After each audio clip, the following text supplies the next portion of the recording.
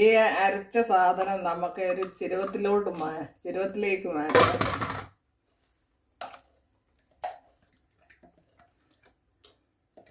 എന്നിട്ട് ഇതിനകത്ത് നമുക്ക് അരിപ്പൊടിയോ അവനവന് ഇഷ്ടമുള്ള പൊടി ചേർക്കാം. അരിപ്പൊടി വേണ്ടിയവർക്ക് അരിപ്പൊടി ചേർക്കാം, ഗോതമ്പ് പൊടി വേണ്ടിയവർക്ക് ഗോതമ്പ് പൊടി ചേർക്കാം.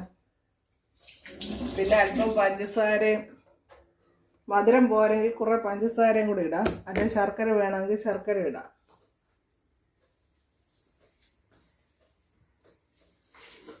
ഇതിലേക്ക് ഏലക്കയും ജീരകവും പൊടിച്ചു വച്ചിരിക്കുന്നത് ചേർക്കുകയാണ്. എന്നിട്ട് അതിലേക്ക് കുറേ തേങ്ങ ചേർക്കാം.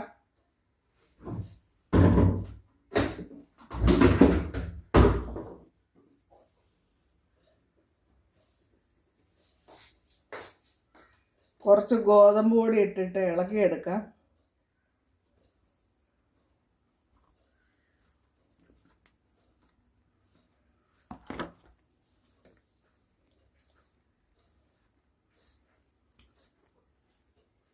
ഇളക്കിയെടുത്തതിന് ശേഷം മധുരം കുറവാണെങ്കിൽ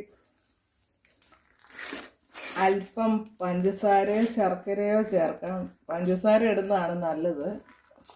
ഞങ്ങൾക്കിഷ്ടം പഞ്ചസാര ഇടുന്നതാണ്. അതിലേക്ക് പിന്നെ അല്പം തേങ്ങ ചേർക്കാം.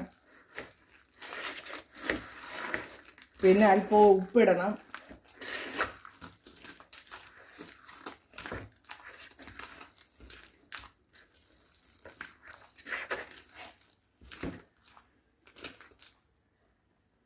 പൊടി കുറച്ചുകൂടി ഇടുവാണ്.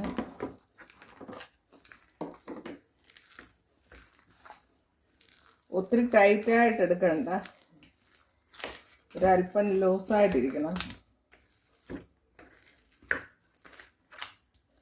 ഇത് നല്ല മധുരമുള്ള ചക്ക ആയതുകൊണ്ട് ഞാൻ മധുരമൊന്നും ചേർക്കുന്നില്ല ഇപ്പം.